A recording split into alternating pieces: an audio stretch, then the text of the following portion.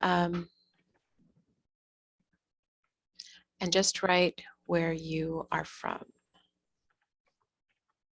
Wow, we can see lovely places all around. USA, Canada,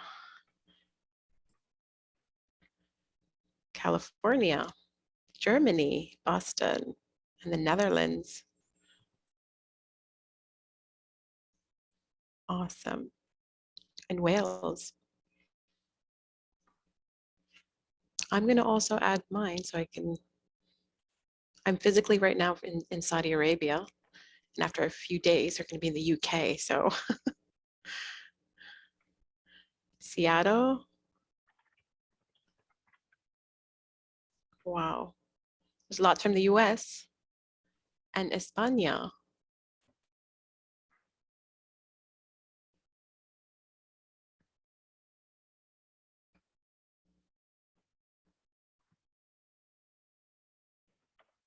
Wow, I just love seeing this map expand. Yeah.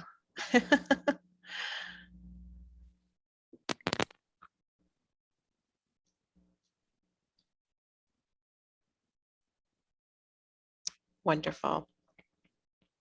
So should we move on or wait a little bit more for, what do you think, Teresa? Should we? Sure, and people can continue popping things in if you like, but let's continue on. And all right. Yeah. Okay, so today's purpose is to connect with fellow LESLLA educators. And when we're talking about LESLLA, what we mean is adults who are learning to read and write for the first time and also doing so in a language that's new to them. So this is our LESLLA learners definition. So as LESLLA educators, that's folks who are working with LESLLA learners. And also to learn about home language use to support digital literacy. So we won't be focusing so much on the language and literacy acquisition today. We'll be looking more at how the home language can be used to support digital literacy. And then at the very end, we'll share a few LESLLA updates. I'll turn that over to you, Ines. All right, so today we're going to have Heide, and of course we all know Heide and her great work in LESLLA. We also have Marisa Parshotam, I hope I'm pronouncing that correctly, Cristina Vasquez, is that right? They're going to talk about their using home language to support LESLLA learners, and specifically digital literacy. And later on, we're going to break out into small groups, into breakout rooms, just to see all your different experiences and share your experience and thoughts about home language use in the LESLLA context and in the classroom. All right. Great, and on that note, oh, sorry, yes, go ahead. There you go. No, there, okay. Go ahead, yeah. So I'll ask our presenters to, I'll put your cameras on when you're ready. So Heide, Marisa, and Cristina, and the rest of us will turn our mics and our video off. All right, and I'll turn it over to Heide now. Sorry, I just turned it off. Okay. So first of all, I wanted to apologize to my Danish and my Swedish colleagues, because in the last coffee break, I ended up getting confused between the languages and I couldn't even say hello. So now that I know it's hey for the Danes and hi for the Swedish and tere for the Estonians, just in case anybody from there would ever join us. Okay. So we'll be talking about, I'll frame the discussion around some definitions and context and strategies for using the home language. I need to do truth in advertising, which means we're talking about LESLLA learners that include beginning level, very beginning level language learners who may have some literacy in the native language, but don't have much literacy in the second language. So we're broadening that context for a bit. But we will be doing ongoing workshops, apparently, and those will include discussions on how to introduce reading and writing to folks who never got a chance to go to school and develop those skills. So as you look at this, what we do a lot of times in English Innovations, the program that I'm associated with, and Marisa and Cristina will talk about, we'll start with a graphic. We'll start with a picture and a visual, and we'll just ask students, what do you see? That then becomes a point of discussion and a point for further conversation. So you can see that rather than starting with a lot of print, we start with a little bit of environmental print and just a graphic for students to respond to. Next. So a couple of definitions, I won't read them to you, you're welcome. But I love topics that are a little bit of controversial, where people don't necessarily agree. And one is the use of L1. So is it the first language? Not for a lot of students. Mother tongue is problematic from a gender perspective. And so we settled on the home language. L2, which we use as a shortcut in linguistics, could be the second language, but you know, a lot of students are multilingual, so it's the second, the third, or the fourth language for some. So we sort of settled on target language, or in LESLLA, we talk about the language of the new country that students are ready to learn. Adult literacy, similarly, in the US, it's very broad. It's the adult education system that includes second language acquisition. And a LESLLA definition a lot of times is the development of reading and writing skills for those not literate in the home language. So further down in the year, we'll be talking about that topic specifically. And a broader definition, language acquisition for learners with limited or interrupted schooling, as Andrea De Capua keeps reminding us that those two terms go together. Next. Hi, Andrea. Then why should you spend time, you know, worrying about the native language, the first language, the home language, when in essence, everybody's trying to learn another language, there's only so much time. And so let's just focus on that, is the conventional thinking.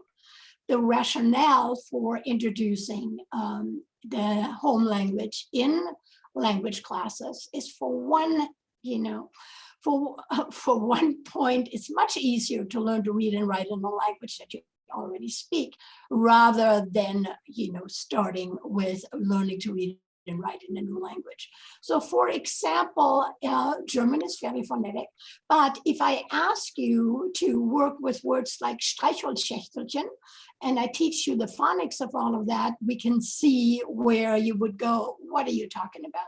So if you want to write a story, if your students want to write a story about your children playing with matches, it'd be much easier of writing it in a language you understand and then transitioning over. Similarly, you know, we now have the technology, we have easy access to translation.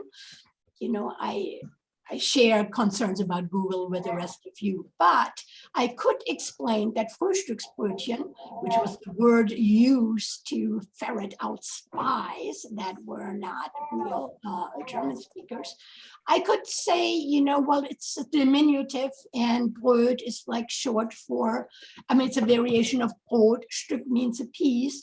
Früh is early, or you could go on Google, put it in there and saying, oh, it's a breakfast roll. Right? So it provides a shortcut for students to really get access to their languages. There's a number of languages that are not in Google. Later on, I'd love to hear if you have students who don't have that access, assuming there's technology, and what they might be. Most importantly, I think that working with the home language in the language classroom, that we are able to take advantage of the bilingual brain and the way the bilingual brain works. So we'll be talking about in other sessions as well. Bilingual brain always translates. You cannot tell your students, don't translate, think in whatever language. The brain will not go along with that. You know, when you've studied another language, that you go back to your original language and translation all the time. That's what the brain wants to do. So why not go with what's easy for the brain and transition between the two languages? I think very importantly, by acknowledging not just that students use and have another language, have competency in the language, but also by saying your language matters. that there's a way to become a way of honoring language and culture and making that clear, and kind of explicitly integrating that language really gives students a sense that it's not just about the second language. And Marisa and Cristina will talk about that more. It builds community, not just inside a particular language community, but across language communities also, because they learn from and about each other, and they learn about each other's languages and why they matter. Next. I think in a lot of ways, using the home language, acknowledging the home language, and honoring the home language is a matter of respect, respecting the language, respecting our students, respecting our culture. So you may not have to speak that language. There are still other ways of doing that. And so this is a Black Lives Matter poster, which I like, and it does not have a pretense of, yes, I know what your culture is all about because I studied it, but rather it's an acknowledgement that we are on the outside and we want to put our students in their language at the center. So let's talk a little bit about access, engagement, and teaching and learning. Next slide.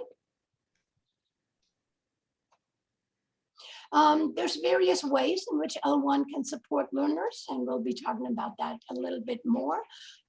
Cristina and Marisa will talk about how to use L1 in outreach and intake, how when you give students a choice, it becomes a way of empowering students, and how it validates students' lived experience. And it allows students to tell their story and give their opinions and their ideas in authentic ways. So you'll hear more. Next. I want us all to remember that using the home language reflects a commitment to supporting language and culture. It's a way to share the power, and it's not easy. If it were easy, we would all be doing it. It's complex. It's not necessarily all students agree that the home language should be used, and so there are ways of finding out. So here are some strategies to support the learners. And I will just focus on the first one on language and the second one. Preview, review in the home language is used in bilingual education in the US, if it's done right. And it basically means that you introduce a person who may have, who shares the language of the learner, to kind of preview what is going to happen in your class and what some of the key concepts are. And at the end, you invite that person, or you invite students, if you're bilingual, to ask questions in a language that they're most comfortable in. So some of us will say, well, how on earth am I going to do this? I have 3-4 language groups. I visited the program, the Women's Refugee Alliance, as part of a research project that we were doing, and there were 3 or 4 interpreters in the classes that basically helped to introduce the lessons and to negotiate between languages. So it's hard, it's doable, it can be expensive, but if you want to be really, walk that talk, then working with people from the community to do that support is important. And it also means finding ways to pay people and not just use first language speakers as volunteers who will support our program out of the goodness of their hearts. If we're getting paid, they should get paid. So again, you will hear more from Cristina and Marisa. And I wanted to talk briefly about the various forms of translanguaging. That's a new term that's being used in language studies. The City University of New York, CUNY, has a nice guide that really talks about ways of translanguaging in high schools, but there's lots to be learned from that. It basically means, again, acknowledging that the bilingual brain moves fluidly back and forth between languages. It's not one or the other. Turn off your brain, and now we're all doing it in the target language. So that students are invited to say, look at the picture and get their ideas ready in the language that they're comfortable in, which may be the home language. And then through a project called, a method called Think, Pair, Share, explain share their ideas in a native language and in English, and then work together to kind of get it across in the new language. So it becomes a way of being able to tell your story in whatever language you may be comfortable in. Next. So there are some programmatic strategies that Marisa will talk about, and that is to build strong relationships, connections with NGOs, or, in the US, we'll call them CBOs, community-based organizations, and involve members of the community of the learners to be part of the program in various ways. So it's not just those folks over there, and here we are with our program. So next. So I want to emphasize that L2 in English is not the only language that counts. I think it's important to consider the context of learners' lives. Maybe you can do a little chart that has students talk about when and where they use the home language, where they use the new language, to do a sociogram to see who is important in those languages, to talk about social identity. Who are you when you speak the new language or try to speak the new language? Who are you in the home language? What is your relationship with your grandparents who may not share the new language at all?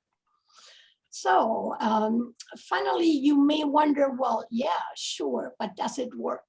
Larry Condelli was the lead in the What Works for Adult ESL Literacy Students. I hope I remember that right. Where we basically found, when we looked at some programs along the border, US-Mexico border, sorry, there's more than one border, isn't there? Along the US-Mexico border where I live now, that we found in a program in both in El Paso and in another program in Minnesota, that students who were in a class where the teacher used L1, the home language, explicitly and intentionally and judiciously, ended up having higher scores, in our case in English, on a standardized test than programs where only English was used. And I need to clarify that was beginning level ESL students, some of them literate, some of them not. But the point was that it was really support for second language learning.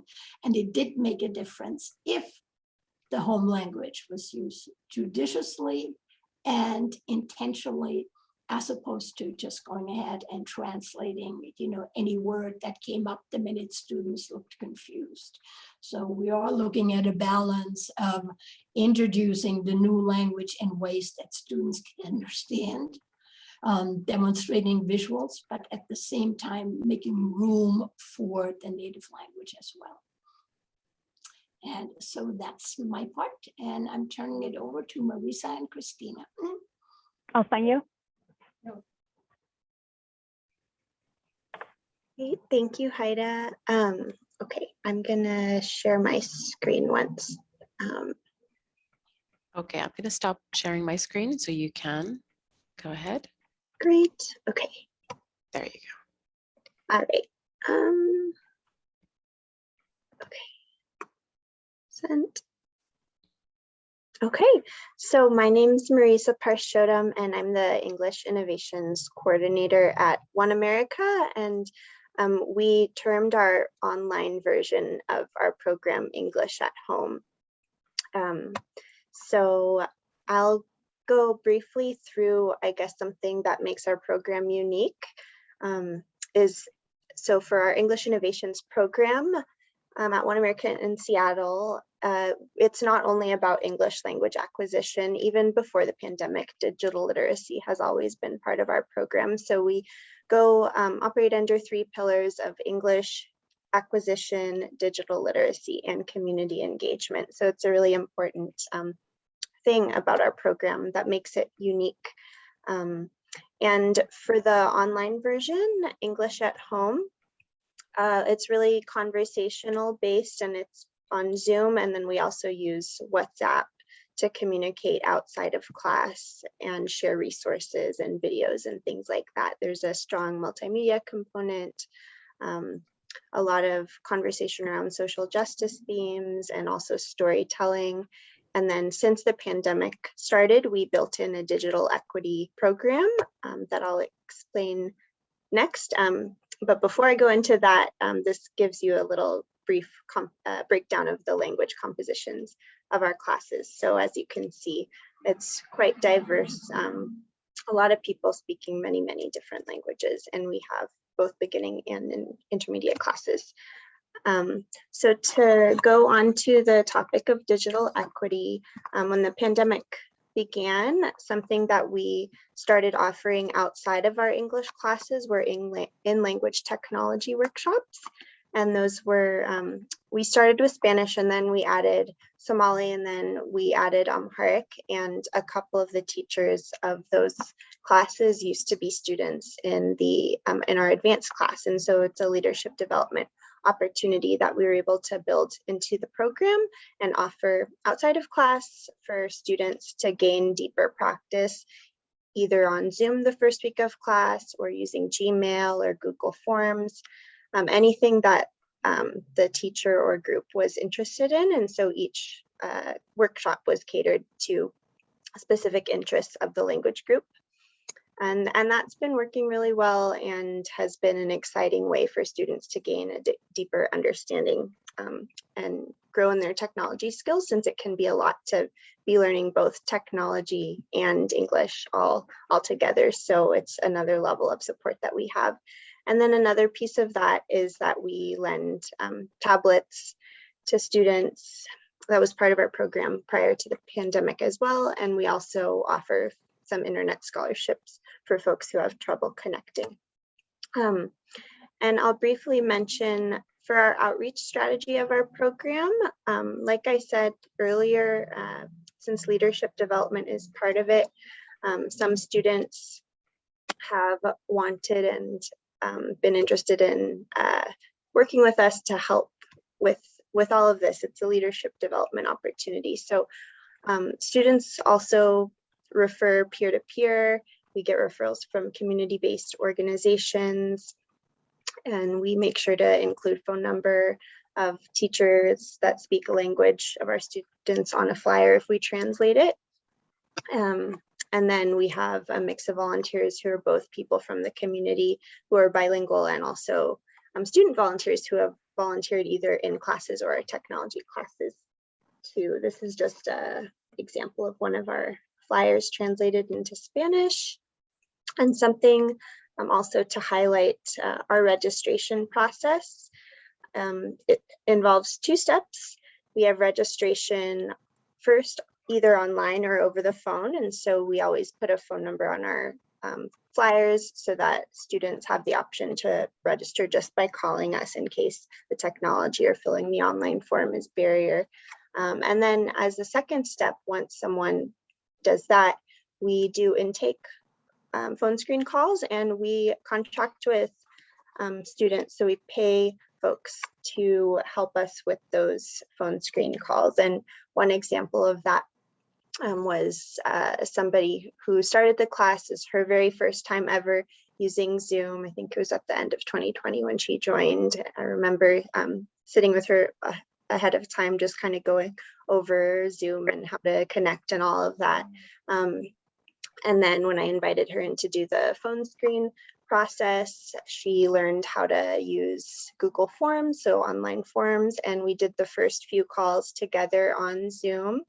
Part of the reason for trying to do it on Zoom was to see if the students needed help accessing that, so that we could troubleshoot ahead of time.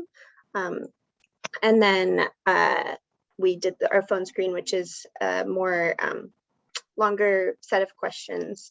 And then through that, the student was able to do this on her own, and has been a really valuable part of our program to be able to pay folks to help us with that. And it's also a leadership development opportunity for them as well. So this is just a kind of a more expanded list of some of those examples of student leadership in really supporting our classes. I feel outreach feels really organic and kind of grassroots in a way that it's not just step-by-step, fill out the form, call and answer these questions. It's very supportive, and we try to meet people where they're at.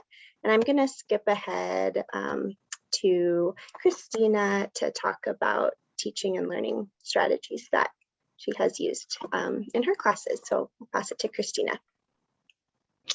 Hi everyone, my name is Cristina. I am from Mexico. I moved here 12 years ago to the US, and I didn't speak any English. And like 3 years ago, we moved here to Washington, and I took the English Innovations program. I was a student of this program, and then I became the coach. And I'm going to talk about teaching and some of the strategies that we use in class. Students encouraged to talk to coach after class. At the end of the class, I always ask the students to stay with me if they have questions, or if they need help with something. I always encourage them to stay, and I always stay with them at the end of the class. And then communication. I'm sorry, skip. Inviting volunteers in the class who come from community of leaders. We have volunteers in each of the classes, and they help the students to do the activities and during the class, and the students become coaches. Like Marisa said before, we have students that later they lead the trainings, or like me, that I became the coach of the beginning class, and guest facilitators from community who can answer questions in first languages. Like I said before, we have volunteers or guests that help the students with questions. And then, like for example, if I ask a question during the class, and the student wants to answer it in their first language, it's okay. And then we translate the answer of the questions, but we always welcome to the students to speak their own language. And okay, the class is the beginning class is most of the classes in English. But sometimes when I have students that speak Spanish, I explain the activity in English and then in Spanish. And if the students wants to do the activity in Spanish, is fine. And that's one of the strategies that we use in class. And next, please.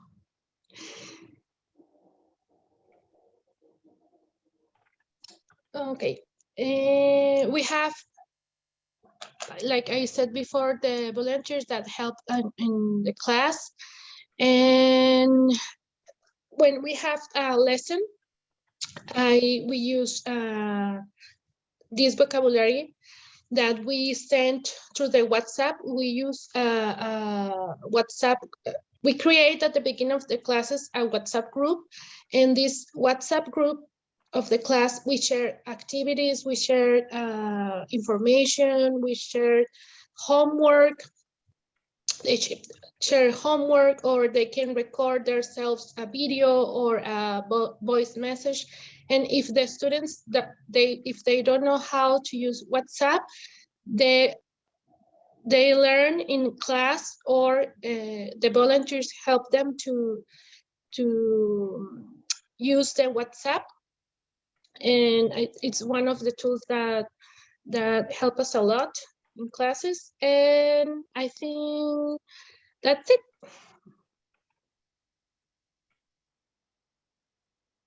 Great, thank you. So we have a couple of questions in the chat for the presenters, and then we're going to, within the next 5 minutes, move into our breakout rooms so everybody gets a chance to discuss. So some questions here. And I see that Janet Isserlis has responded to Sadat, but just moving back up to his question. While expecting and encouraging our learners to think in the second language, do you think freedom of using the home language in the classroom hinders that? Thanks for the informative presentation. All right, Heide.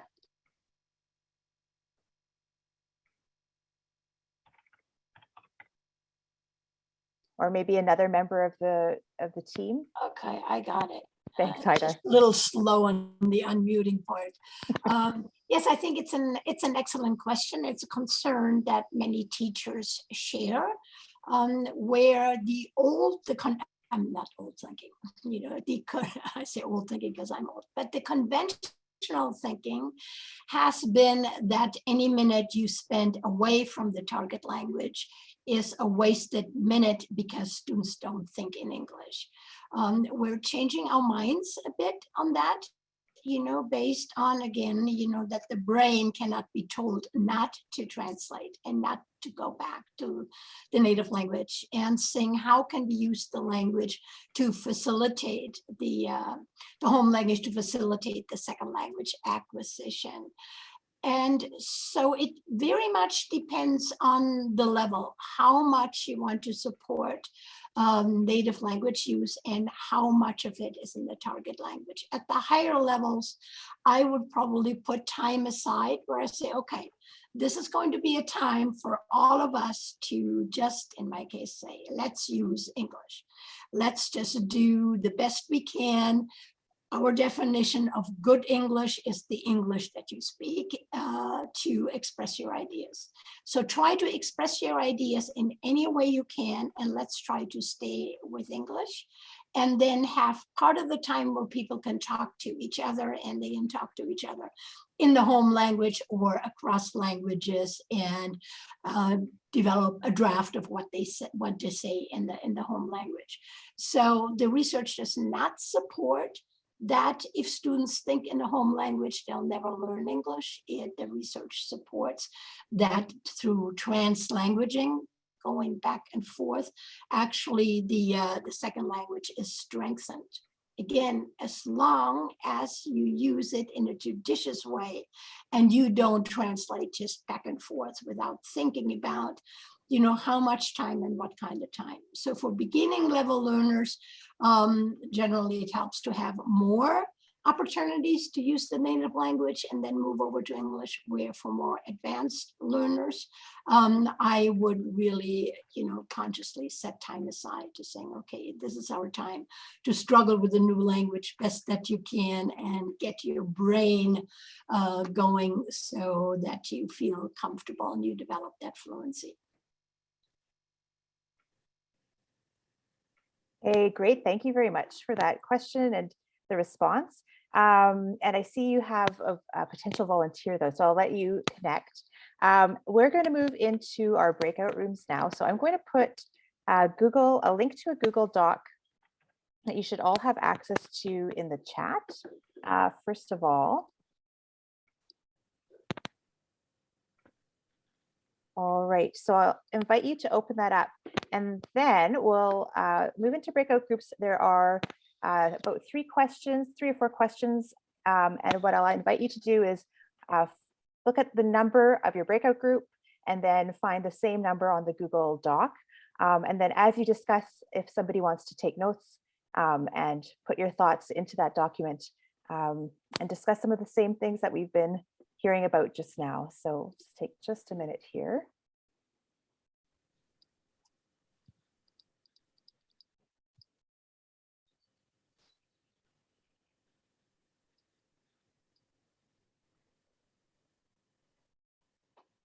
All right, and the rooms should be open. So you should have been invited to join a breakout room.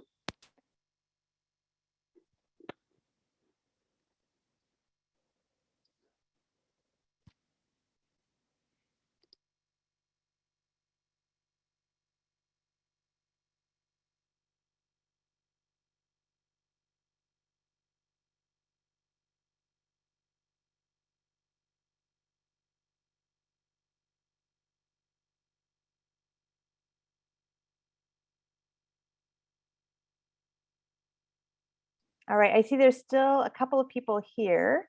Just give you a minute. If you have any trouble getting into your breakout room, just let us know.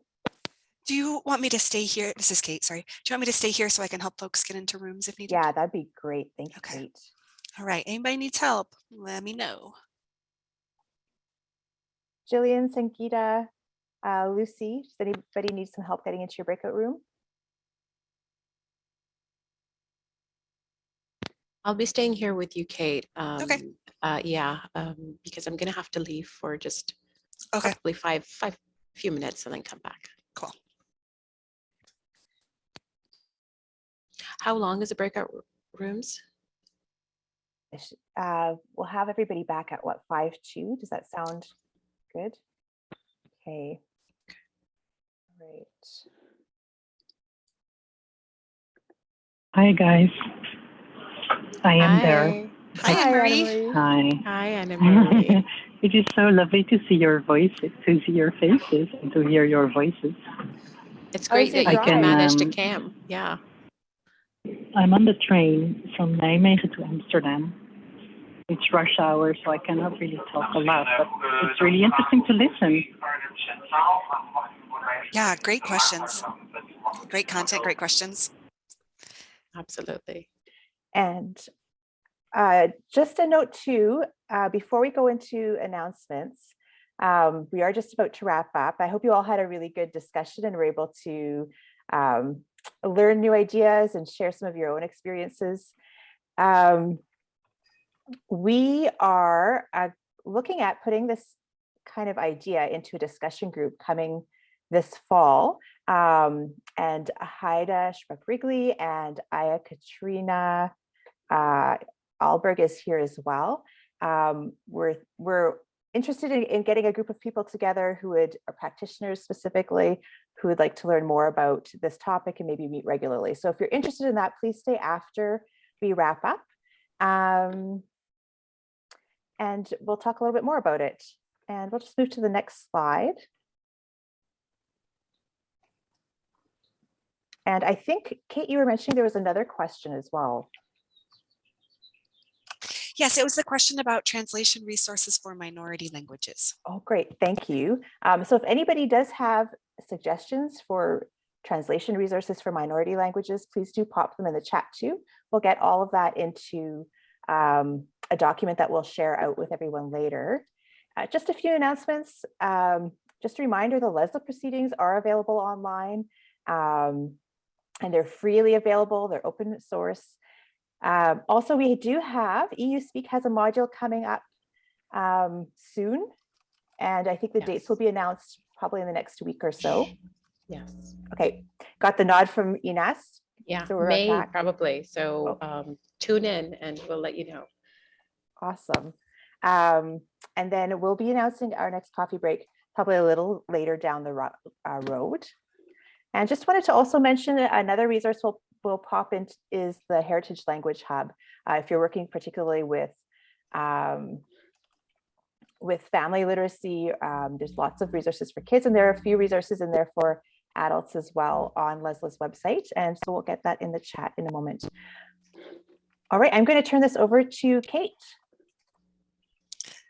Hi, everybody. I am the chair of the planning committee for the Tucson symposium, the LESLLA symposium that's going to be happening in October. My colleague Emily is here as well. She's also on the planning committee. We are so excited to welcome you all to Tucson. It's a very, very beautiful city. The map, the arrow on the map is actually pointing to California, but you can see Tucson there down by the US-Mexico border. So we have some really exciting things planned. We're thinking about site visits where you can visit both the refugee education program at our community college and my organization Literacy Connects.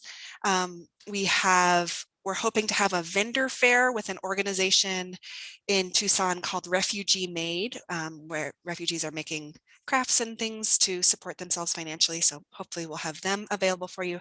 And Tucson is just a really beautiful place with really ancient history going back to, I don't know, I just looked it up. But before the Common Era, going back to like 4000 BC. So it's a fascinating place. Please come join us.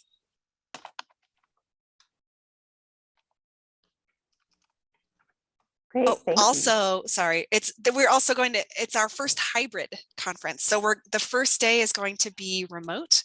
So if you're not able to travel to Tucson, you can still participate in that remote virtual day. And then the second 2 days will be in person in Tucson. Thanks so much. So making it possible for everyone to participate. And one last link I'm going to put in the chat that you're welcome to go to if you have ideas for future coffee breaks. So I'll just pop that in the chat.